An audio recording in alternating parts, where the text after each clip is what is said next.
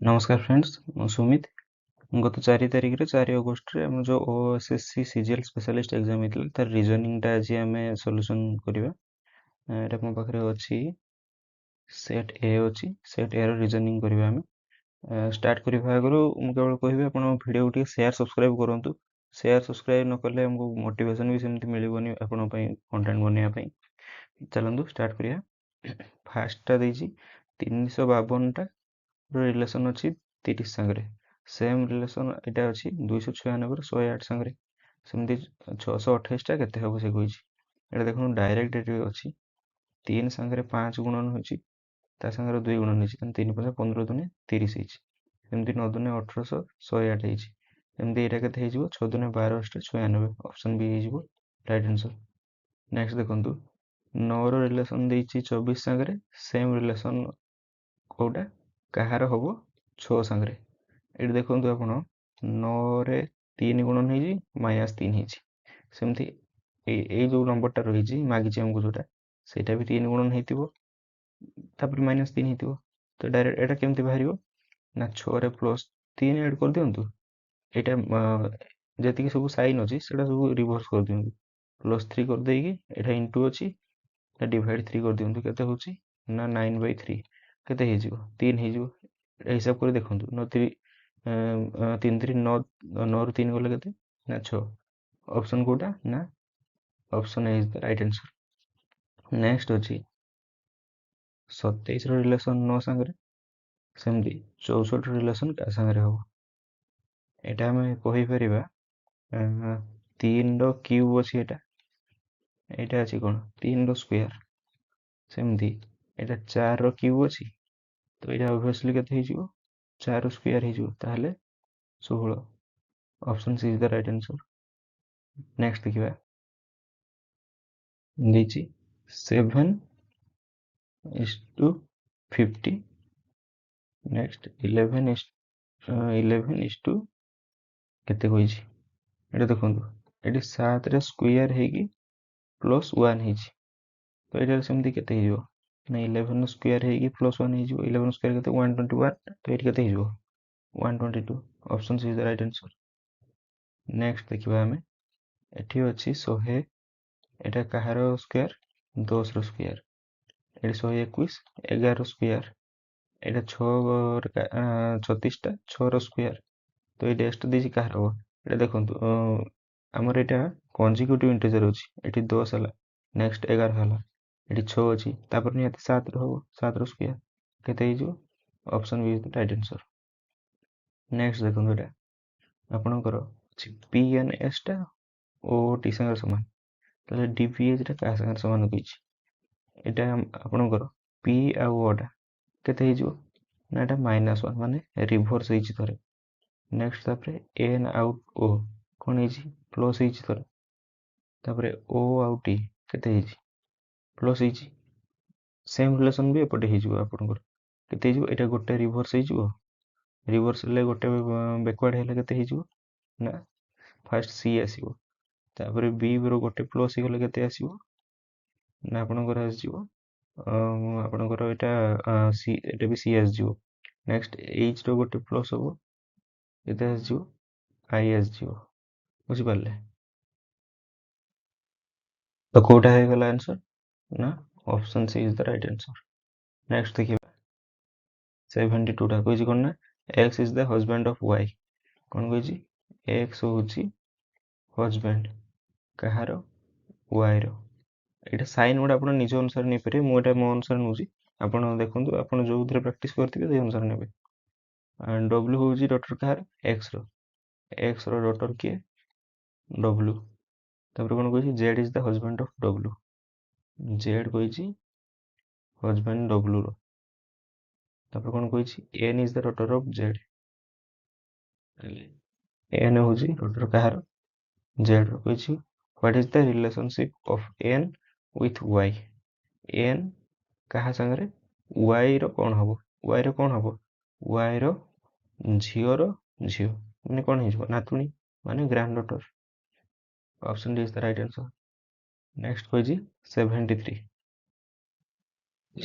A is the father of B.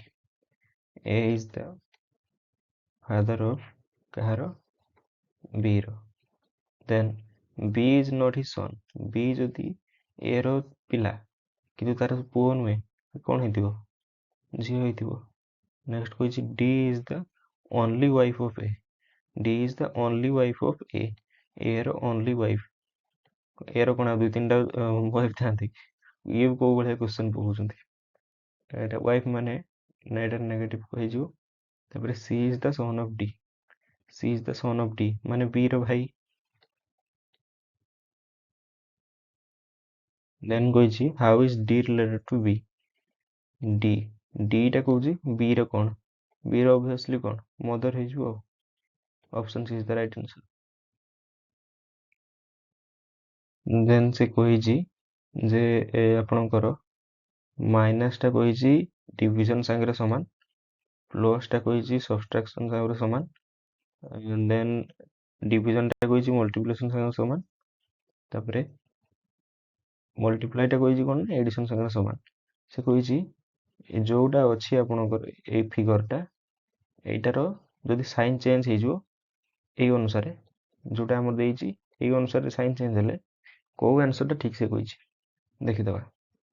କ'ଣ କହିଛି 70 ପରେ ମାଇନସ୍ ଅଛି, ମାଇନସଟା ମାଇନସ୍ ବଦଳରେ କ'ଣ ହେଇଯିବ,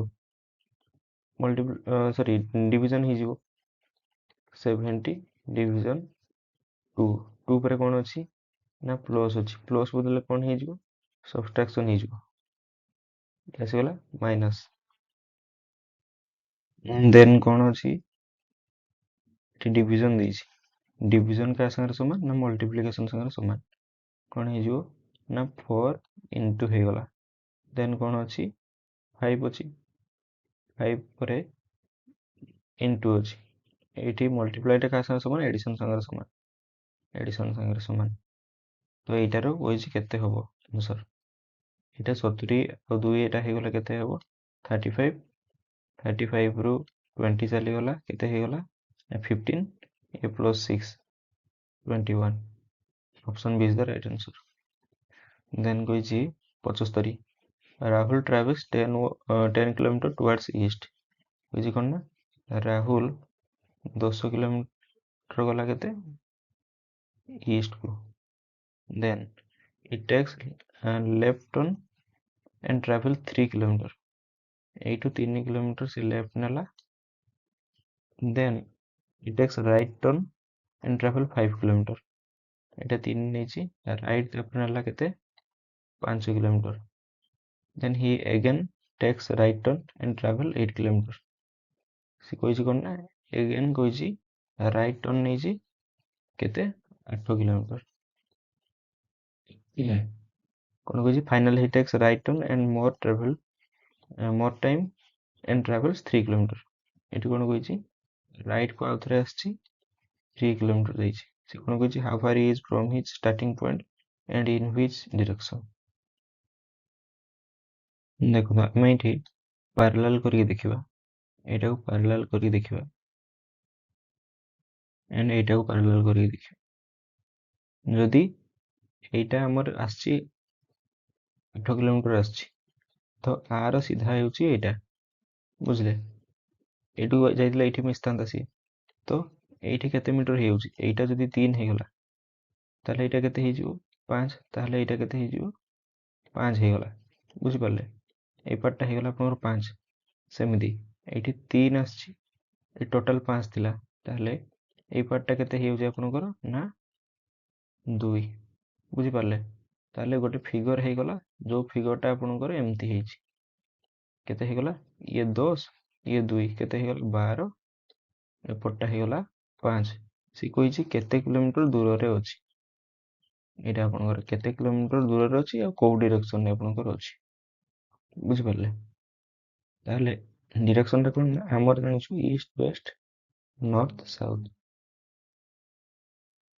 ଆପଣ ଜାଣିଛନ୍ତି ଗୋଟେ ଯଦି ଏଇଟା ରାଇଟ୍ ଆଙ୍ଗେଲ ଟ୍ରାଇଙ୍ଗେଲ ହେଇଗଲା ତାହେଲେ ଏଇଟା କ'ଣ କୋଉ ଫର୍ମୁଲା ପଡ଼େ ନା ପାଇଥାଗୋରାସ ଥିଓରମ।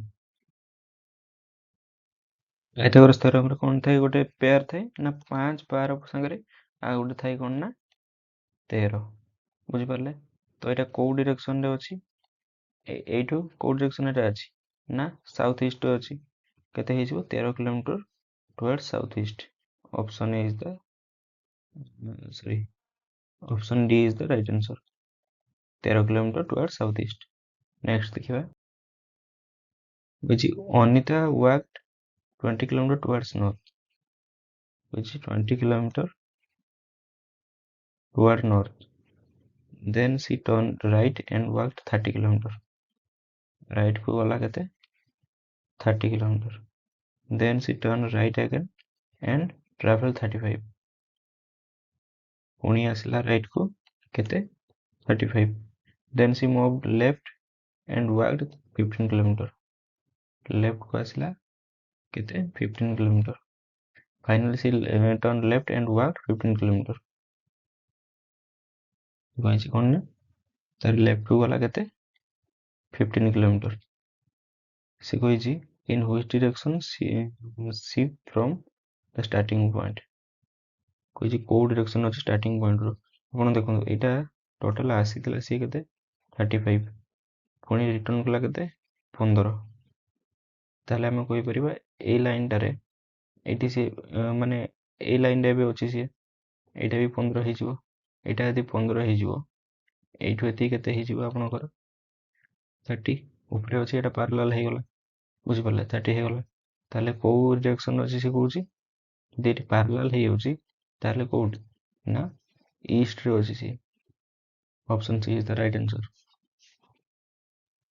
देन देखिबा 77 Suresh was born on 4 October 1999. Next, Shashi was born 6 days before Suresh. In the Independence Day of the year fell on Sunday. Which day was Shashi born? ଦେଖନ୍ତୁ କହିଛି କ'ଣ ନା ସୁରେଶ ଜନ୍ମ ହେଇଛି କେତେ 4 ଅକ୍ଟୋବର 1999 ରେ। ସୁରେଶ 4 ଅକ୍ଟୋବର ରେ ହେଇଛି 1999। ଦେନ୍ ଶଶୀ କେତେରେ ହେଇଛି ନା 6 ଦିନ ପୂର୍ବରୁ, ମାନେ 6 ଦିନ ପୂର୍ବରୁ କେତେ ଅକ୍ଟୋବର ପୂର୍ବରୁ କେତେ ପଡ଼ିବ ସେପ୍ଟେମ୍ବର ପଡ଼ିଯିବ। ସେପ୍ଟେମ୍ବରଟା କେତେ ଦିନ ନା 30 ଡେଜ୍, ବୁଝିଲେ। 30 ଡେଜ୍ ଯଦି ଆପଣଙ୍କର 6 ଦିନ ହେଲେ ଏଇଠୁ 4 ଦିନ ବ୍ୟାକୱାର୍ଡ ହେଇଯିବ, ଏଠି 30 ରୁ 2 ଦିନ ବ୍ୟାକୱାର୍ଡ ହେଇଯିବ, କେତେ ହେଇଗଲା ନା 28 ସେପ୍ଟେମ୍ବରରେ 28 ସେପ୍ଟେମ୍ବର 1999 ରେ ଜନ୍ମ ହେଇଛି କିଏ ନା ଶଶୀ। ଦେନ୍ କ'ଣ କହିଛି ଇଣ୍ଡିପେଣ୍ଡେନ୍ସ ଡେ ଏଟା ପଡ଼ିଛି ସଣ୍ଡେରେ। ଇଣ୍ଡିପେଣ୍ଡେନ୍ସ ଡେ କେତେରେ ନା 15 ଅଗଷ୍ଟ 1969 ପଡ଼ିଛି କେତେରେ ନା ସଣ୍ଡେ। ହେଲେ ଏଇଠି ଆମେ ବାହାର କରିପାରିବା ଅଡ୍ ଡେଜ୍ କେତେ ହଉଛି। ଅଡ୍ ଡେଜ୍ ମାନେ ଟୋଟାଲ ଡେ ଆଉ କେତେ ଅଛି। ଅଗଷ୍ଟଟା କେତେ ଦିନ, ଅଗଷ୍ଟଟା ହଉଛି ଆପଣଙ୍କର 31 ଦିନିଆ। ଅଗଷ୍ଟ ଯଦି 31 ଦିନିଆ 15 ଦିନ ଯାଇଛି, ଆଉ କେତେ ଦିନ ଅଛି ରିମେନିଂ ନା 16 ଦିନ ଅଛି, ବୁଝିପାରିଲେ। ଏଠି ଯଦି 16 ଦିନ ରହିଲା ଅଗଷ୍ଟର, ସେପ୍ଟେମ୍ବରର କେତେ ଦିନ ଅଛି 28 ଦିନ ଅଛି, ଟୋଟାଲ କେତେ ଦିନ ହେଇଯାଉଛି ନା 44 ଦିନ ହେଇଯାଉଛି। 44 ଦିନ ଭିତରେ ଅଡ୍ ଡେଜ୍ କେତେ ଥିବ କେମିତି ଜାଣିବା ନା 44 ହରଣ 7 କରିଦବା, କେତେ ହେଇଯାଉଛି 742 ହେଇଯାଉଛି। 42ଟା କଟିଗଲା ପରେ ଆଉ କେତେ ରହୁଛି 2ଟା ଅଡ୍ ଡେଜ୍ ରହୁଛି। ତାପରେ ଏଇଠୁ ଆମେ କାଉଣ୍ଟ କରିଦବା, ଆମେ ଛାଡ଼ିଥିଲେ କେତେର ସଣ୍ଡେରୁ ଛାଡ଼ିଥିଲେ, ସଣ୍ଡେ ପରେ 2ଟା ଅଡ୍ ଡେଜ୍ ରହୁଛି। ସଣ୍ଡେ ପରେ 2ଟା ଅଡ୍ ଡେଜ୍ ମାନେ କୋଉଟା ନା ଗୋଟେ ହଉଛି ମଣ୍ଡେ ଫାଷ୍ଟ ଅଡ୍ ଡେ, ଆଉ ଗୋଟେ ହଉଛି ଟ୍ୟୁଜଡେ। ତାହେଲେ ଅପସନ୍ କୋଉଟା ଠିକ୍ ହେଇଗଲା, option A is the right answer Tuesday. Then ଦେଖନ୍ତୁ 78 in the following question a series is given, ଏଟା ଗୋଟେ ସିରିଜ ଦେଇଛି ମିସିଂ ନମ୍ବର ସିରିଜ। ଦେଖନ୍ତୁ 3 6 12 21 ଦେନ୍ 48 ମିସିଂ ନମ୍ବର ସିରିଜଟା ଏଟା ଗୋଟେ ଅଛି। ଗ୍ୟାପ୍ ଦେଖିଦେବା ପ୍ରଥମେ ଆମେ, ଏଠି କେତେ ଗ୍ୟାପ୍ ଅଛି 3, ଏଠି 6, ଏଠି 9, ଗୋଟେ ଆମେ କହିପାରିବା ଗୋଟେ ସିରିଜରେ ଚାଲିଛି। ଏଠି କେତେ ଗ୍ୟାପ୍ ଅଛି 3, ଏଠି ବି 3, ଏଠି ବି 3 ଗ୍ୟାପ୍ ଥିବ। ତାହେଲେ ଏଠି କେତେ ହେଇଯିବ ଏଇଟା 12 ହେଇଯିବ, ଏଠି ଆଡ୍ ହେଇକି କେତେ ହେଇଯିବ ନା 33। ତାହେଲେ କେତେ ହେଇଯିବ option B is the right answer. Next ଦେଖିବା 79 ଆପଣ ଦେଇଛି ଏପ୍ରିସିଏସନ୍ ଦେଇଛି, ତାର କୋଡ୍ ଦେଇଛି, ତାପରେ ରିସେପସନ୍ ଦେଇଛି, ରିସେପସନ୍ର କୋଡ୍ଟା ମାଗିଛି। फास्ट देखिदेବା रिसेप्शन जो लेटर अच्छी सेटा एप्रिसिएशन अच्छी कि आर इ सी पी सब अच्छी सब गुड़ा अच्छी ताहले आमे एटा को रेफरेंस नहीं कि कोड बाहर करि परिबा कॉमन देखिदेवा एठी देखंतु TION लास्ट रे अच्छी RBTI1 लास्ट अच्छी तेना लास्ट रो आमे चारटा नंबर एठी नै परिया लास्ट चारटा नंबर केते हिजो 9465 ऑप्शन देखिदेवा ऑप्शन एठी दुईटा अछि 9465 ताहले आमे गोटे काम करिया आर रो कोड देखिदेवा आर रो कोड एटा ना 4 नंबर टा 8 हे गला सेमती इ रो देखिदेवा इ रो तार नेक्स्ट टा 3 तापर कोन कहिजी सी रो तार नेक्स्ट केते 2 तापर अछि अगेन इ माने 3 हे जिवो आउथरे तापर कोन कहिजी पी टा कोड सेकंड टा ना आउथरे એટલે 7 এটা হয়ে গেল आंसर কোডা না option B is the right answer তখন কইছি না যে which cannot be formed using the letter of the given word কইছি ଗୋଟେ word ଦେଇଛି ତଳେ ଯେ ଅପସନ ଦେଇଛି ଏଇଗୁଡ଼ା ଭିତରୁ କୋଉଟା ଏଇ ଆର ୱାର୍ଡ କୁ ୟୁଜ କରିକି ହବ ନାହିଁ ଦେଖିଦେବା କମ୍ପ୍ରାଇଜ ର ଯୋଉ ସବୁ ଲେଟର ଅଛି ଏଇ ୱାର୍ଡ ରେ ଅଛି କି COMPRISE ଏଠି ଅଛି ତାହେଲେ ଏଟା ହବନି ଏଟା ତ ମାନେ ଅଲରେଡି ଏଟା ୟୁଜ କରିକି ହେଇପାରିବ ନା ତ ଆନ୍ସର ହବନି पेंशन टा देखिदेवा पेंशन रे भी अच्छी PNSION एटा भी अच्छी ताहले पेंशन भी हबनी अनियन ONION एटा भी हबनी रोम टा देखिबा ROOA9 ताहले एटा हेई परिबनी ताहले एटा ही आंसर हे जिवो option D is the right answer then कहिछि 81 number in an examination Rahul got the 11th rank and he was 47 from the bottom among those who passed. 3 students could not appear for the exam. 1 student failed. What is the total number of students? कही Rahul 11 number अच्छी top रु 11 number जदि एटा हूँ Rahul top रु जदि 11 number अच्छी ये ता पूर्व के जन अच्छा 10 जन अच्छा 10 नंबर है सीना ये 11 नंबर पड़ला तापर कौन कही ना 47 फ्रॉम बॉटम तलू अच्छी 47 रे तलू जदि से 47 नंबर टा तार रहा ताले ता पूर्व के जन अच्छा 46 अच्छा तो टोटाल एटी के जन हो 46 ये 10 आ राहुल नीचे बुझिपारे राहुल तो मझे अच्छी ना निजे केते होउची 57 तापर कही 3 जन स्टूडेंट एग्जाम दे ना देन जड़े फेल्ड केते ताले हैला 10 के 11 टोटल हैला 61 option D is the right answer next देखिबा 82 नंबर कौन कही ना 5 movies F1 F2 F3 F4 and F5 are displayed from Monday to Friday से कही only one movie is displayed on one day Monday रु Friday जाए 5टा movie चली daily गोटे गोटे चलो कौन कही एटा धर Monday Tuesday Wednesday Thursday Friday 5टा होगला आपणकर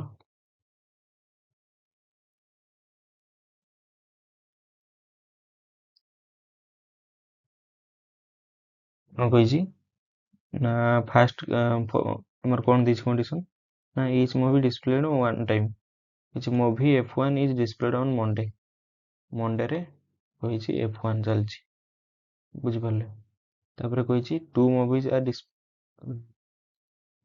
displayed between F4 and F5 F4 और F5 मध्य दुईटा माने ए दुईटा मध्य रही गला एठी हुए तो F4 आ एठी F5 हे जिवो नहले एठी F5 हे जिवो एठी F4 हे जिवो देन क्राइटेरिया देखि दो हम क्लियर हे जिवो F2 is displayed just one day after F5 से कही F5 रो परे F2 अच्छी गोटे दिन जस्ट गोटे दिन परे आम कहीपर जदि ये आपंकर F5 हो गोटे दिन पर तो ये ब्लांक किसी ना ऑब्वियसली ये आमर केते F5 हो एटी F4 हो गोटे दिन पर कौन अच्छी F2 अच्छी F5 रो ताले एठी हेगला F3 हेगला एबे आंसर हम करि परिया is which movie is displayed on Wednesday Wednesday रे कोटा देछि F2 option A is the right answer then कोइछि 83 number the age of Ram is doubled as that of Shyam and half of that of Suresh if the sum of their ages is 70 what is the age of Ram ତିନି ଜଣଙ୍କର age ଦେଇଛି କେତେ ନା ରାମ ଶ୍ୟାମ ଆଉ ଜଣେ ସୁରେଶ ସେମାନେ କହିଛି ଶ୍ୟାମର double ହଉଛି ରାମ ଯଦି ଶ୍ୟାମକୁ ଆମେ 1 ନେଲେ ରାମ ହେଇଯିବ 2 then Shyam is half of Suresh ବୁଝିପାରିଲେ କହିଥିଲା Ram is double age of Shyam and ଏଇଟା ଯୋଉଟା ରାମ ଅଛି ଏଇଟା କମନ ହେଇଗଲା Ram is half age that of Suresh Ram ଯଦି ସୁରେଶର ହାଫ୍ ତାହେଲେ ସୁରେଶ କେତେ ହେବ 4 ହେଇଗଲା ସେ କଣ କହିଛି ଟୋଟାଲ ମିଶିକି ସେମାନଙ୍କର ଏଜ୍ ହଉଛି 70 କେତେ ନା 4 2 6 ଇଏ 7 ୟୁନିଟର ଭ୍ୟାଲୁ କେତେ ହେଲା 70 ଗୋଟେ ୟୁନିଟର ଭ୍ୟାଲୁ 10 ସେ କହୁଛି what is the age of Ram ରାମର ଏଜ୍ କେତେ ହବ 9 × 10 20 ହେଇଗଲା option A is the right answer next ଦେଖିବା 84 କହିଛି an official meeting is attended by 130 department employees out of them 66 drink tea 56 drink coffee 63 drinks juice 27 drink either tea or coffee ଦେଖିଦେବା କଣ କହିଛି ନା 3 ଟାଇପର ଡ୍ରିଙ୍କ ସେମାନେ ପିଉଛନ୍ତି ଏଟା ଗୋଟେ ହେଇଗଲା ଏଟା ଗୋଟେ ଏଟା ଗୋଟେ କଣ କହିଛି ଗୋଟେ ହଉଛି tea coffee and juice T वाला केते ଦେଇଛି ନା 66 टी वाला 66 कॉफी वाला ଦେଇଛି 56 देन ଜୁସ୍ ଦେଇଛି ଆପଣଙ୍କର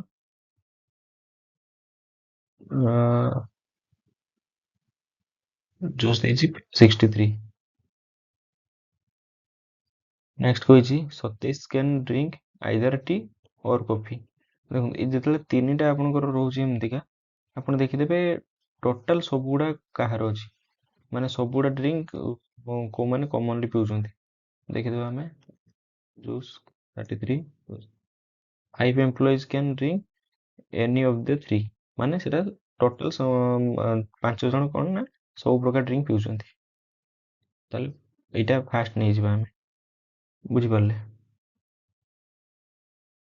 ସେ କହିଛି ସତେଇଶ can drink either T or coffee ସତେଇଶ କଣ ନା ଆଇଦର ଟି ଅର୍ କଫି ତାହେଲେ ଏଇ ପାର୍ଟଟା ହେଇଯିବ ଆପଣଙ୍କର ଏଇ ପାର୍ଟଟା ହେଇଯିବ ଆଇଦର ଟି ଅର୍ କଫି ଆଇଦର ଟି ଅର୍ କଫି ମାନେ ଏଇଠି ଆପଣଙ୍କର 5 ଅଛି ମାନେ ଆଉ କେତେ ହେଇଯିବ ଆଉ 22 ଟୋଟାଲଟା ମିଶିକି 27 କହିଛି ନା ହେଇଗଲା ଏଠି 22 ଦେନ୍ କହିଛି ଆପଣଙ୍କର 25 can drink only coffee or juice coffee ଆଉ ଜୁସ୍ କେତେ 25 ମାନେ ଏଇଟା ଫୁଲ୍ ଯିବ କଫି ଆଉ ଜୁସ୍ ଭିତରେ ଅଲରେଡି 5 ଅଛି ଆଉ କେତେ ହେଇଯିବ 20 ହେଇଗଲା ଦେନ୍ କହିଛି ଏଇଟା ତ ଆମେ ନେଇଯାଇଛୁ ହାଉ ମେନି ଡ୍ରିଙ୍କ ଓନ୍ଲି ଟି କହିଛି ଓନ୍ଲି ଟି କେତେ ଜଣ ଅଛନ୍ତି ଆଉ ଗୋଟେ ରହିଯାଇଛି ଆମର ଏଇଟା କହିଛି 23 can drink juice and T juice and T ଏଇଟା ଜୁସ୍ ଆଉ ଟି 23 ଯଦି 23 ହବ ଟୋଟାଲ ଏଠି ଅଲରେଡି 5 ଅଛି ଆଉ କେତେ ହେଇଯିବ 18 ହେଇଯିବ ବୁଝିପାରିଲେ ଏବେ ଆମେ ବାହାର କରିପାରିବା ସେ କଣ କହିଛି ଓନ୍ଲି ଟି କେତେ ଜଣ ଓନ୍ଲି ଟି ମାନେ ଟୋଟାଲ ଟି କେତେ 66 ଓନ୍ଲି ଟି କେତେ ହେବ ନା ଏଠି ଆମେ ଟୋଟାଲ ଆଡ୍ କରିଦେଇକି ଏଇଟା ଏଇଟା ଆଉ ଏଇଟା ଆଡ୍ କରିଦେଇକି 66 ମାଇନସ୍ କରିଦେଲେ ବାହାରି ପଡିବ ଏଠି କେତେ ହଉଛି 18 22 40 5 45 ହଉଛି 45 ମାନେ 66 ରୁ 45 କେତେ ହେଇଯିବ 21 21 ହେଇଗଲା ଆପଣଙ୍କର answer option A is the right answer then देखिबा 85 नंबर 85 कहछि a man is born with a left hand side and a man is born with a right hand side 85 କ'ଣ କହିଛି ନା ସୁପରର କୋଡ୍ ଦେଇଦେଇଛି 79, ସୁପ୍ରିମର 97, ଦେନ୍ ଲେବର ମାଗିଛି। ଆମେ ଦେଖିଦେବା ଫାଷ୍ଟ ପ୍ଲେସ୍ ଭ୍ୟାଲୁ ଏଡ୍ କରିକି ଦେଖିବା କେତେ ହେଉଛି। ପ୍ଲେସ୍ ଭ୍ୟାଲୁଟା ଆପଣଙ୍କୁ ମନେ ରଖିବା ପାଇଁ ପଡ଼ିବ A to Z ଯାଏଁ। ଆପଣଙ୍କର ଏସ୍ର ହେଉଛି କ'ଣ, ଏସ୍ର ପ୍ଲେସ୍ ଭ୍ୟାଲୁ କେତେ 19, ୟୁର ଆପଣଙ୍କର 21, ପିର 16, ଇର 5, ଦେନ୍ ଆର ହେଉଛି 18। ଏଇଟା ଦେଖିଦେବା କେତେ ହେଉଛି। ଆପଣଙ୍କର ଏଇଟା ହେଉଛି 40, 40 ଏପଟେ 21 ଆପଣଙ୍କର 61, ଇଏ 18, 79। ଏଠି ତାହେଲେ ସମାନ ହେଇଯାଉଛି ଆମର। ସୁପ୍ରିମ ବି ସେମିତି 97 ହେଇଯିବ। ଲେବର ଦେଖିଦେବା। ଏଲ୍ ର ପ୍ଲେସ୍ ଭ୍ୟାଲୁ କେତେ ନା 12, ଏ ର 1, ବି ର 2, ଦେନ୍ ଓ ର ହେଉଛି ଆପଣଙ୍କର 15, ଦେନ୍ ୟୁ ର ହେଉଛି 21, ଦେନ୍ ଆର ର କେତେ 18। ଟୋଟାଲ ଦେଖିଦେବା ହେଇଯିବ 3, 12, 15, ଇଏ 15, 30, 30, 18, 48, 21, 69। Option B is the right answer. Then 86 kg. In a group of 20 people, 8 read Hindi, 11 read English, and while 5 of them read on none of these, how many of them read Hindi and English both? এই ଟାଇପ୍ର question ମାନେ 4-5ଟା ଅଛି ଏଇ ସେଟ୍ରେ। ଦେଖନ୍ତୁ ସେ କ'ଣ କହିଛି, ହିନ୍ଦୀ ବି ଅଛନ୍ତି, ଇଂଲିଶ ଅଛନ୍ତି। ଏଇଟା ହେଇଗଲା ହିନ୍ଦୀ, ଇଂଲିଶ। କେତେ କହିଛି, ଟୋଟାଲ ଅଛି 20 ଜଣ। ଟୋଟାଲ 20 ଜଣ ଅଛନ୍ତି। ସେ କହିଛି while 5 of them read none, 5 ଜଣ କିଛି ପଢୁନାହାନ୍ତି, ହିନ୍ଦୀ ନୁହେଁ କି ଇଂଲିଶ ନୁହେଁ। ତାହେଲେ ଆମେ ହିନ୍ଦୀ ପ୍ଲସ୍ ଇଂଲିଶ କେତେ ଧରିପାରିବା ନା -5 କରିଦେବା। ଟୋଟାଲ ହେଉଛନ୍ତି ଆମର 15 ଜଣ। ସେମିତି 5 ଜଣ ତ କିଛି ପଢୁନାହାନ୍ତି, 15 ଜଣ ରହିଲେ। ସେ କ'ଣ କହିଛି ନା 8 read Hindi, 8 read Hindi, 11 read English. ତାହେଲେ ଆମର ବୋଥ୍ ଯୋଉ ମାନେ ହିନ୍ଦୀ ଆଉ ଇଂଲିଶ ପଢୁଛନ୍ତି ସେଟା କେମିତି ବାହାରିବ? ସେଟା ଆପଣଙ୍କର ବାହାରିଯିବ ନା ଆପଣଙ୍କର ଦେଇଛି ଓନ୍ଲି ହିନ୍ଦୀ 8, ଓନ୍ଲି ଇଂଲିଶ ହେଇଛି 11, ଟୋଟାଲ 19 ହେଇଗଲା। 19ରୁ 15 ମାଇନସ୍ କରିଦେଲେ ଆପଣଙ୍କର ବାହାରିଯିବ ବୋଥ୍ ଯୋଉଟା, ସରି ଏଇଟା 4, 19ରୁ 15 ଗଲେ 4 ହେଇଯିବ, 4 ହେଇଯିବ ବୋଥ୍ ଯୋଉଟା ପଢୁଛନ୍ତି। କ'ଣ ହେଇଯିବ, option C is the right answer. ଆଉ ଓନ୍ଲି ହିନ୍ଦୀ, ଓନ୍ଲି ଇଂଲିଶ ଏଗୁଡ଼ା ସବୁ ବାହାର କରିବା କିଛି ଦରକାର ନାହିଁ, ଯୋଉଟା ମାଗିଛି ଆମର ବାହାରିଗଲା। ଆଉ ଟାଇମ୍ କାହିଁ ୱେଷ୍ଟ କରିବା। ନେକ୍ସଟ ଦେଖିବା 87 କହିଛି in a row 25 trees are planted at equal distance from each other. The distance between first and 25 is 30 meters. What is the distance between third and 15 tree? ସେ କହିଛି କ'ଣ ନା 25ଟା ଟ୍ରି ଅଛି, 25ଟା tree ଗୋଟେ ଲାଇନରେ ଲଗା ହେଇଛି। ସେ କହିଛି ତାଙ୍କ ଭିତରେ ଡିଷ୍ଟାନ୍ସ ଟୋଟାଲ 1ରୁ 25 ଭିତରେ କେତେ 30 ମିଟର୍ସ, 30 ମିଟର୍ସ ଅଛି ଡିଷ୍ଟାନ୍ସ। ଗୋଟେ ଜିନିଷ ଆମେ କହିପାରିବା ଯେ ଧରନ୍ତୁ 1ରୁ 25ଟା ଟ୍ରି ଭିତରେ ଗେପ୍ ଆମର କେତେ ଆସିଯିବ, ଗେପ୍ ହେଉଛି କେତେ ନା 24 ହେଉଛି ଗେପ୍। କେମିତିକା ଦେଖନ୍ତୁ, ଧରନ୍ତୁ ଆମେ ଏଠି ଗୋଟେ ଗଛ ଲାଗିଲା, ଏଠି ଗୋଟେ ଗଛ, ଏଠି ଗୋଟେ ଗଛ, ଟୋଟାଲ କେତେଟା ଗଛ ହେଲା, 3ଟା ଗଛ ହେଇଗଲା। 3ଟା ଗଛ ଭିତରେ ଆମର ଗେପ୍ କେତେ ହେଉଛି, ଗେପ୍ ହେଇଯାଉଛି 2। ମନେ ରଖିବେ ସବୁବେଳେ ଯେତେଟା ବି ଗଛ ସେ ଏମିତି କ୍ୱେଶ୍ଚନ୍ ଦେଇଛି, ଗଛ ହଉ ଧାଡ଼ି ଆମର ପିଲା ହୁଅନ୍ତୁ ଯାହା ବି ହଉ, ତାଙ୍କର ଗେପ୍ ସବୁବେଳେ କେତେ ହେଇଯିବ, ଯେତିକି ଦେଇଥିବ -1। ବୁଝିପାରିଲେ, ଯେତିକି ଦେଇଥିବ -1, ଗେପ୍ ହେଇଗଲା 24। 24ଟା ଗେପ୍କୁ କେତେ ମିଟର ହେଉଛି ନା 30 ମିଟର। ସେମିତି କେତେ କହିଛି, ଥାର୍ଡରୁ 15 ଟ୍ରି ଭିତରେ, ଥାର୍ଡରୁ 15 ଟ୍ରି ଭିତରେ ଗେପ୍ କେତେ ହେଇଯିବ ନା 15 - 3, 12ଟା ଗେପ୍ ହେଇଯିବ। ଯଦି 24ଟା ଗେପ୍ର ତାଙ୍କର ଡିଷ୍ଟାନ୍ସ ହେଉଛି 30 ମିଟର୍ସ, 12ଟା କେତେ ହେଇଯିବ, ଦେଇଛି 24ଟାର 30, 12ଟାରେ କେତେ ହେଇଯିବ, ଏଇଠି ଡିଭାଇଡ୍ ହେଉଛି 2ର, ଏଠି ଡିଭାଇଡ୍ ହେଇଯିବ, ଡିଭାଇଡ୍ ହେଇଯିବ 2ର, କେତେ ହେଇଯିବ ନା 15। ଅପସନ୍ ହେଇଯିବ କୋଉଟା, option B is the right answer. Then 88 କହିଛି Among four books, book one is twice as heavy as book two. Book one କହିଛି କ'ଣ ନା ଦ୍ୱିଗୁଣା ହେଭି। ବୁକ୍ ୱାନ୍ ହେଉଛି ଦ୍ୱିଗୁଣା ହେଭି କାଠୁ ନା ବୁକ୍ ଟୁ ଠୁ। ତାହେଲେ ଆମେ ଜାଣିପାରୁଛୁ obviously book one is heavier than book two. ଏଇଟା ହେଇଯିବ ବୁକ୍ ଟୁ। ସେମିତି book three is weight is half as two's weight. ଯଦି ଥ୍ରୀର ୱେଟ୍ଟା ଦୁଇର ଅଧା ତାହେଲେ କ'ଣ ଦୁଇଠୁ ନିହାତି ଆମେ କହିପାରିବା ତିନିଟା ହେଉଛି ଲାଇଟର। ଏଇଟା କ'ଣ ହେଇଯିବ ବୁକ୍ ଥ୍ରୀ।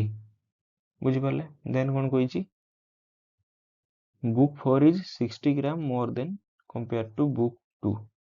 କ'ଣ କହିଛି ବୁକ୍ ଫୋର୍ କ'ଣ ନା 60 ଗ୍ରାମ ମୋର୍ ଅଧିକ ଅଛି କାହାଠୁ କମ୍ପେୟାର ଟୁ ବୁକ୍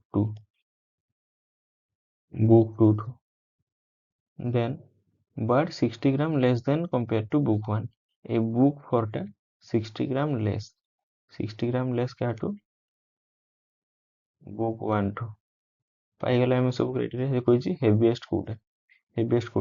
ଏଇଟାକୁ ଆଉ ଏଇଟାକୁ ଯଦି ଆମେ ଜଏନ୍ କରିଦେବା କ'ଣ ପାଇବା ନା 1 is greater than 4 is greater than 2 greater than 3। ତାହେଲେ ସବୁଠୁ ଆମେ ହେଭିଏଷ୍ଟ କୋଉଟା କହିପାରିବା ନା ୱାନ୍ଟା book one. Option A is the right answer. 89 ଦେଖନ୍ତୁ କହିଛି there are 14 teams playing in a tournament. If every team plays one match with every other team, how many matches will be played in the tournament? ସେ କହିଛି 14ଟା team ଅଛି, ପ୍ରତ୍ୟେକ ସାଙ୍ଗରେ ଥରେ ଲେଖାଏଁ ଖେଳିବେ। ପ୍ରତ୍ୟେକ ସାଙ୍ଗରେ ଥରେ ଲେଖାଏଁ ଖେଳିବେ ତ ଜଣେ ଆଉ ଜଣେ ସାଙ୍ଗରେ ଖେଳିଲେ ଟୋଟାଲ ସେଠି କେତେ ଜଣ ହେବେ? ଜଣେ ଯେତେବେଳେ ଖେଳିବ ସେଠି ତ ଗୋଟେ କମିଯିବ ନା। ଦୁଇ ଜଣଙ୍କ ଭିତରୁ ଗୋଟେ ଖେଳ ହବ ତାହେଲେ କେତେ ହେଇଯିବ 13 ବିଭକ୍ତ 14ଟା। ଧରନ୍ତୁ ଏ ଖେଳିଲା ବି ସହିତ, ପୁଣି ବି ଖେଳିବ ଏ ସହିତ, ଏ ସାଙ୍ଗରେ ବି ଖେଳିବା ଯାହା ବି ସାଙ୍ଗରେ ଏ ଖେଳିବା ତାହା, ମାନେ ଏଇଟା ଥରେ ହେଲା ନା ବା ଡିଭାଇଡେଡ୍ ବାଇ 2 କେତେ ହେଇଯିବ 2 ରେ 7 ହେଇଗଲେ 13 7 91। ଆପଣଙ୍କର ଅପସନ୍ ସି ହେଇଯିବ ରାଇଟ୍ ଆନ୍ସର। ଦେଖ 90ଟା କହିଛି 3 persons A, B and C have different amount of rupees with them. If A gives 11 to C, A will have equal amount as B has. ସେ କ'ଣ କହିଛି ଏ ଯଦି 11 ଟଙ୍କା ଦେଇଦେଉଛି C କୁ ତାହେଲେ ଏ କାହା ସାଙ୍ଗରେ ସମାନ ହେଇଯିବ B ରେ ଯେତିକି ଅଛି।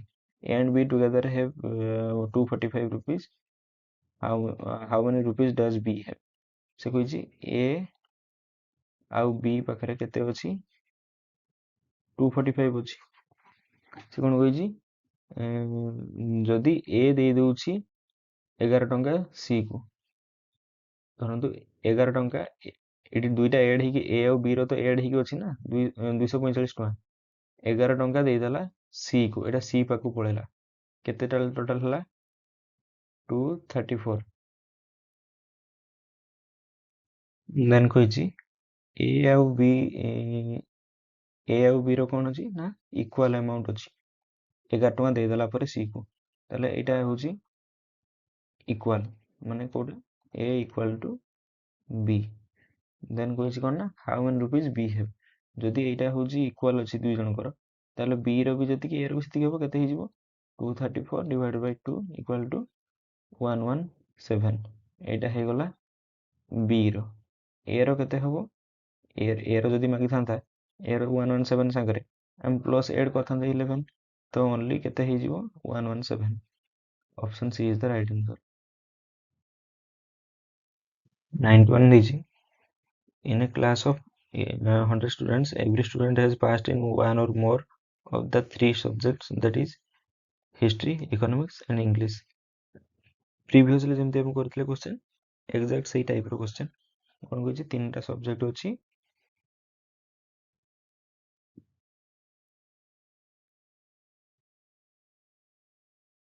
ଆମର କ'ଣ ଦେଇଛି ନା ଏଇଟା ହେଉଛି ହିଷ୍ଟ୍ରି, ଏଇଟା ହେଉଛି ଇକୋନୋମିକ୍ସ, ଦେନ୍ ଇଂଲିଶ।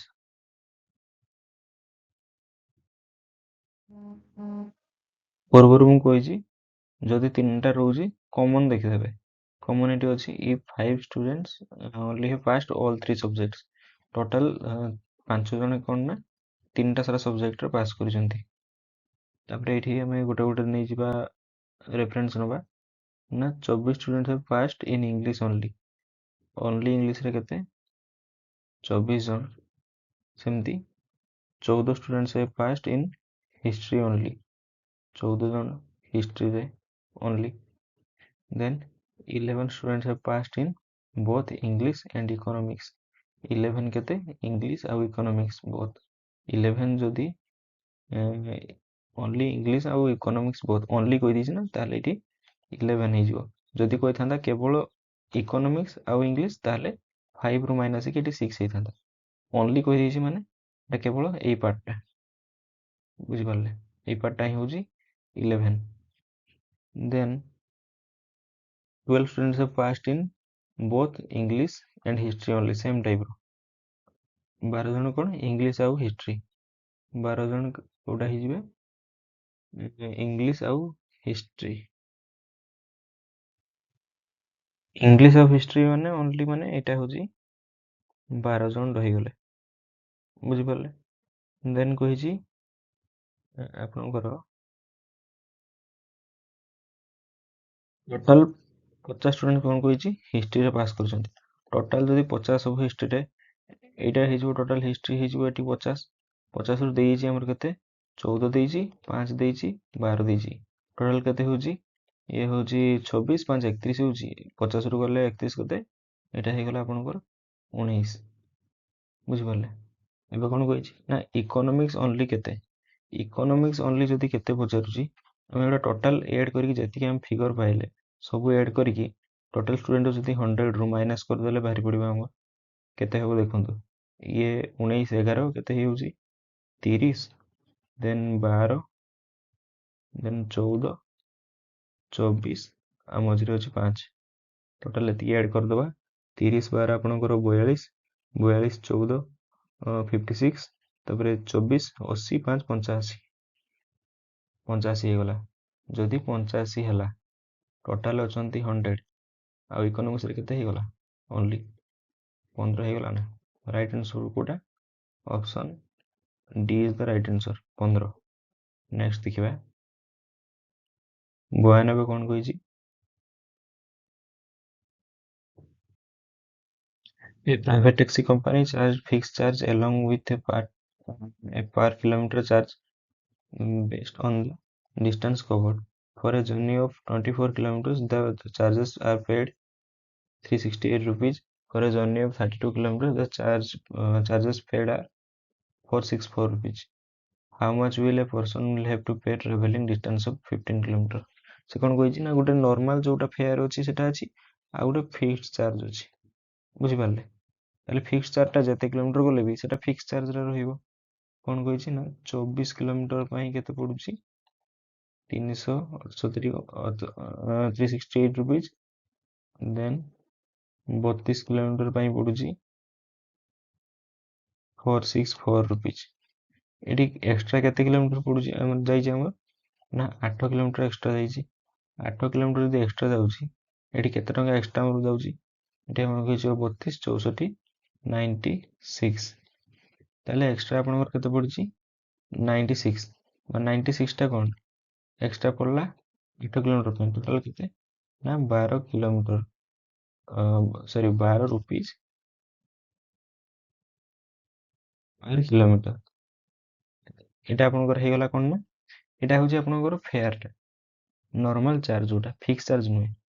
ଏଇଟା ନର୍ମାଲଟା ଆପଣଙ୍କର ବାହାରିଲା ନା, କାହିଁକି ନା ଏଇଠି ବି ଫିକ୍ସ ଚାର୍ଜ ଲାଗିଛି, ଏଇଠି ଫିକ୍ସ ଚାର୍ଜ ଲାଗିଛି, ସେଇଟା ବାହାର କରିବା ପାଇଁ ଆମେ ପ୍ରଥମେ ନର୍ମାଲଟା ବାହାର କଲେ, ନର୍ମାଲଟା ଏତିକି। ଏବେ ଦେଖିବା 24 କିଲୋମିଟର ପାଇଁ ନର୍ମାଲ ଚାର୍ଜ କେତେ ପଡୁଥିବ ନା 24ରେ ଆପଣଙ୍କର 12 ଗୁଣିଦେଲେ କେତେ ହେଇଯିବ, ଆପଣଙ୍କର ହେଇଯିବ ଏଟା 288 ହେଇଯାଉଛି, 288 ହେଇଗଲା। କିନ୍ତୁ ଅରିଜିନାଲ ସେ ନେଇଛି କେତେ 368 ନେଇଛି, ତାହେଲେ ଟୋଟାଲ ଏକ୍ସଟ୍ରା କେତେ ନେଇଛି ସିଏ 80 ଟଙ୍କା ହଉଛି। ଏଇଟା କଣ, ଏଇଟା ହଉଛି ଫିକ୍ସଡ ଚାର୍ଜ, ଯେତେ କିଲୋମିଟର ଗଲେ ବି ଏଇଟା ଏକ୍ସଟ୍ରା ପଡ଼ିବ ତାଙ୍କୁ, ବୁଝିପାରିଲେ। ଆଉ ଆମେ ସେକେଣ୍ଡ ଟାଇମ୍ ଦେଖିବାକୁ ଦରକାର ନାହିଁ, ପାଇଗଲେ ଆମେ ଗୋଟେ। ସେ କହିଛି ନା କେତେ ଟଙ୍କା ପଡ଼ିବ ତାଙ୍କୁ ଟୋଟାଲ୍ ଟ୍ରାଭେଲ୍ କଲେ 15 କିଲୋମିଟର। 15 କିଲୋମିଟର ପାଇଁ କେତେ ଟଙ୍କା ପଡ଼ୁଛି? ନର୍ମାଲ୍ ଫେୟାର ହେଉଛି କେତେ? 12 ଟଙ୍କା 1 କିଲୋମିଟର। କେତେ ହେଉଛି? ଏଇଟା ଆପଣଙ୍କର 180 ହେଇଗଲା। 180 ଯଦି ନର୍ମାଲ୍ ଫେୟାର ହେଲା, ଫିକ୍ସ ଚାର୍ଜ ଗୋଟେ ପୁଣି ଆଡ଼୍ ହେବ ତା ସାଙ୍ଗରେ। ଫିକ୍ସ ଚାର୍ଜରେ କେତେ ହେଇଯିବ ଟୋଟାଲ୍? 260। ତାହେଲେ option B is the right answer. Then 93, ଏଇଟା ଗୋଟେ ସେମ୍ ଟାଇପ୍ର କ୍ୱେଶ୍ଚନ୍ ପ୍ରିଭିୟସ୍ ଗୋଟେ ଦେଇଛି। ଟୋଟାଲ୍ ଅଛନ୍ତି 98 ଷ୍ଟୁଡେଣ୍ଟସ୍। ସବୁ ଆଟଲିଷ୍ଟ ୱାନ୍ ଗେମ୍ ଖେଳନ୍ତି। 3ଟା ଗେମ୍ ଅଛି, ସ୍ନୁକର, ଚେସ୍ ଆଣ୍ଡ ଟେନିସ୍। ଦେଖନ୍ତୁ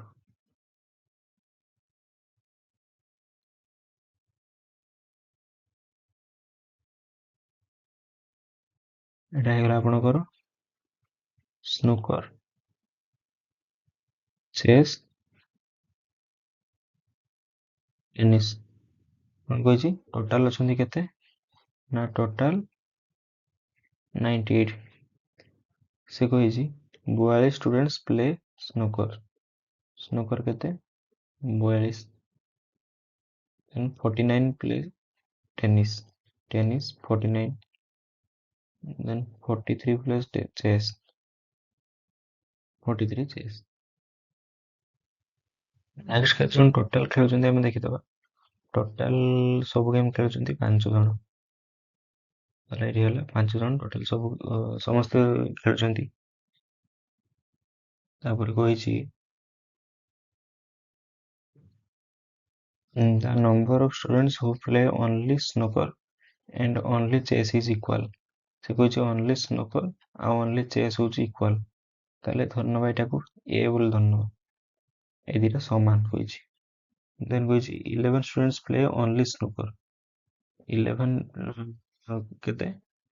only snooker and tennis। only snooker and tennis ମାନେ ଏଇ ପାର୍ଟଟା ହେଉଛି କେତେ? 11।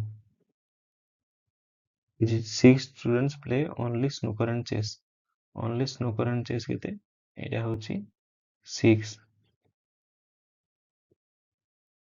ଏଇଟା ଗୋଟେ ରହିଯାଇଛି। the total number of students who play any and only 2 game is 29। any ନହେଲେ only 2 ଏଇଟା ହେଉଛି 29। ମାନେ ଏଇ ପାର୍ଟ ଆଉ ଏଇ ପାର୍ଟଟା ମିଶିକି ହବ 29। ବୁଝିପାରିଲେ। କିନ୍ତୁ ସେଇ ଭିତରେ ଏଇ 5ଟା ଯିବନି, 5 ଯିବନି, ଏଇ 3ଟା ମିଶିକି ହେଇଯିବ 29। 29 ଯଦି ଏଇ 3ଟା ମିଶିକି ହବ ଆପଣଙ୍କର ଏଇଟା ଅଛି କେତେ? 11 ଅଛି, 6 ଅଛି, କେତେ ହେଇଗଲା? 17 ହେଇଗଲା। 29 17 କେତେ? ଏଇଟା ହେଇଗଲା ଆପଣଙ୍କର 12। ନେକ୍ସଟ ଆମକୁ ମାଗିଛି କ'ଣ ନା how many students play only tennis. Only tennis କହିଛି, କିନ୍ତୁ ଟେନିସ୍ ଆମେ ଜାଣିଛୁ କେତେ? 49। ଯଦି ଆମେ ଏଇ ପାର୍ଟଟା ଆଉ ଏଇଟା 3ଟା ଆମେ ଏଡ୍ କରିକି 49ରୁ ମାଇନସ୍ କରିଦେବା, ବାହାରି ପଡ଼ିବ କେତେ ହେଉଛି ଏଇଟା? 12 11 ଆପଣଙ୍କର 23 5 28 ହେଇଯାଉଛି। 28ରୁ 49ରୁ 28 ଗଲେ କେତେ ହେଇଯିବ? ନା 21। ଏଇଟା option A is the right answer, 21। Next ଦେଖିବା। ଏଇଟା କହିଛି ଡିକ୍ସନାରୀ କୋଉଟା ସିକ୍ୱେନ୍ସ କୋଉଟା କାହାର ରହିବ ଡିକ୍ସନାରୀ ଅନୁସାରେ ଆରେଞ୍ଜ କରିବା ପାଇଁ। ଦେଖନ୍ତୁ ଏଇଟା ହେଉଛି ଆପଣଙ୍କର VI ରୁ ଷ୍ଟାର୍ଟିଂ ହେବ। VA ପରେ ଆପଣଙ୍କର N ହେଇଛି, ଏଇଟା ହେଇଯିବ ଫାଷ୍ଟ। ତାହେଲେ 3 ନମ୍ବର ହେଇଯିବ ଫାଷ୍ଟ। ଏଠି ଅପସନ୍ ଦେଖିଦେବା, ଅପସନ୍ରେ 3 ନମ୍ବର ଫାଷ୍ଟ କେବଳ ଗୋଟିଏ ଦେଇଛି ଏଇଟା, ତାହେଲେ ଅପସନ୍ ହେଇଯିବ ରାଇଟ୍ ଆନ୍ସର୍। ନେକ୍ସଟ ଦେଖିବା ଏକ୍ସେପ୍ସନାଲ। ଦେଖନ୍ତୁ EXC ସବୁଗୁଡ଼ା ସମାନ ଅଛି।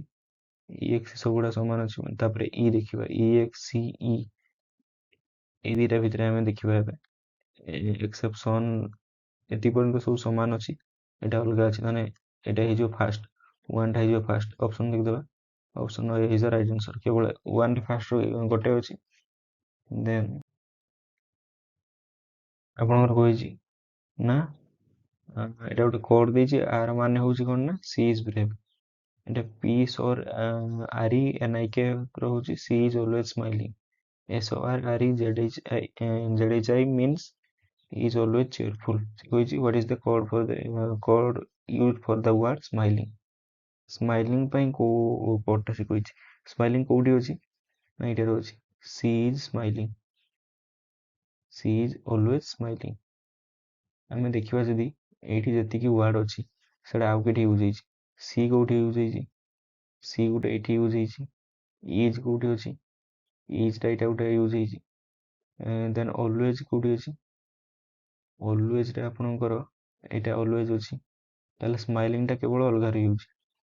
ସ୍ମାଇଲିଂ ଯଦି ଅଲଗାରେ ୟୁଜ, ସି ଇଜ୍ ଅଲୱେଜ ସ୍ମାଇଲିଂଟାର କୋଡ୍ କେତେ ନା PISORRENIK।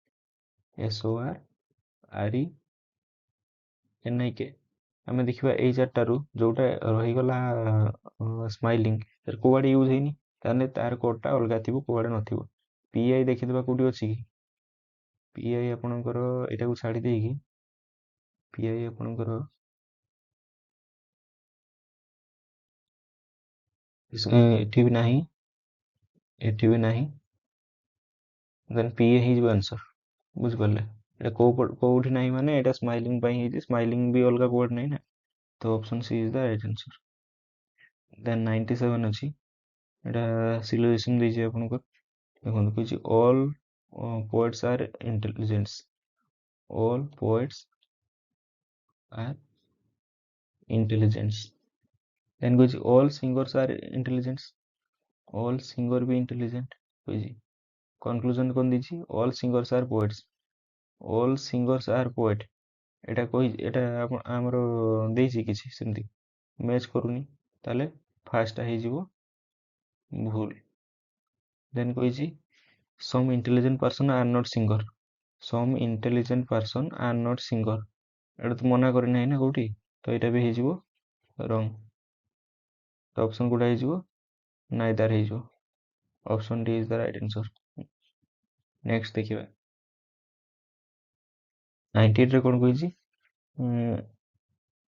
98 ରେ ଗୋଟେ ଆପଣଙ୍କର ଷ୍ଟେଟମେଣ୍ଟ ଆଉ ଗୋଟେ ଇଏ ଦେଇଛି ଆପଣଙ୍କର ଇନଫରେନ୍ସ ବିଷୟରେ ଦେଇଛି। ଦେଖନ୍ତୁ all radios sold in the shop are high standard, some of Murphy radios are sold in that shop। conclusion ରେ କଣ କହିଛି ନା all radios of high standards are manufactured by Murphy company। ଏଠି କହିଥିଲା କଣ ନା all ମାନେ ଯେତିକି ରେଡିଓ ବିକ୍ରି ହଉଛି ସବୁ ଗୁଡା ହାଇ ଷ୍ଟାଣ୍ଡାର୍ଡ ର ସେ ସପର। ଦେନ୍ କଣ କହିଥିଲା ନା ମର୍ଫି କମ୍ପାନୀର ବି କିଛି ରେଡିଓ ସେଠି ବିକ୍ରି ହେଇଛି। ଏଠି କନକ୍ଲୁଜନରେ କଣ କହିଲା? All radios of high standards are manufactured by Murphy. ସବୁଗୁଡା ମର୍ଫିର ରେଡିଓ ଷ୍ଟାଣ୍ଡାର୍ଡ ବୋଲି ଆମେ କହିପାରିବା କି? ଆମେ ଜାଣିନୁ, କିନ୍ତୁ ଏଇ ସପରେ ଯେତିକି ମର୍ଫି କମ୍ପାନୀର ବିକ୍ରି ହେଇଥିଲା ସବୁଗୁଡା ହାଇ ଷ୍ଟାଣ୍ଡାର୍ଡର, କିନ୍ତୁ ଯେତିକି ତିଆରି ହଉଛି ସବୁଗୁଡା ହାଇ ଷ୍ଟାଣ୍ଡାର୍ଡ ବୋଲି ଆମେ କହିପାରିବାନି, ତାହେଲେ ଏଇଟା ହେଇଯିବ ଆପଣଙ୍କର ରଙ୍ଗ। ଦେନ୍ କହିଛି some of the Murphy radios are of high standards. ନିହାତି ଯେତିକି ବିକ୍ରି ହେଇଛି ସପରେ ମର୍ଫି କମ୍ପାନୀର ସେଗୁଡା ହଉଛି ହାଇ ଷ୍ଟାଣ୍ଡାର୍ଡ, ନିହାତି କିଛି ବି ହାଇ ଷ୍ଟାଣ୍ଡାର୍ଡ ଅଛି ନା ସମ୍ ହେଇଯିବ, ଏଟା ହେଇଯିବ ଠିକ answer. None of the Murphy radios is of high standards. ସେ କହିଛି କୋଉଗୁଡା ମର୍ଫିର ବି ହାଇ ଷ୍ଟାଣ୍ଡାର୍ଡର ନୁହନ୍ତି। ଯଦି ହାଇ ଷ୍ଟାଣ୍ଡାର୍ଡ ନୁହନ୍ତି ଏଇ ସପରେ କେମିତି ବିକ୍ରି ହେଲା ହାଇ ଷ୍ଟାଣ୍ଡାର୍ଡ, ତାହେଲେ ଏଇଟା ବି ରଙ୍ଗ। କିଛି some of the Murphy radios of high standards are sold in that shop. ଏଇଠି ତ ଡାଇରେକ୍ଟ ଆନ୍ସର ଏଇଟା ଦେଇଦେଇଛି, ଏଇଟା ହେଇଯିବ ଠିକ। ବୁଝିପାରିଲେ? ତାହେଲେ ଦୁଇଟା ଠିକ ହେଲା, କୋଉଟା? 2I ଆଉ IV। Option B is the right answer.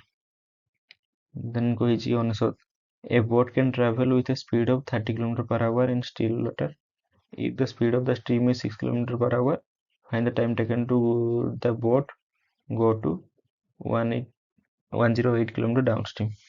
Arithmetic question ବି ଆଜିକାଲି ଦେଇଦେଲେଣି ଏମାନେ ରିଜନିଂ ରେ। ଦେଖନ୍ତୁ କହିଛି କଣ ନା ବୋଟର ସ୍ପିଡ ଧରନ୍ତୁ V ହଉଛି 30 km per hour,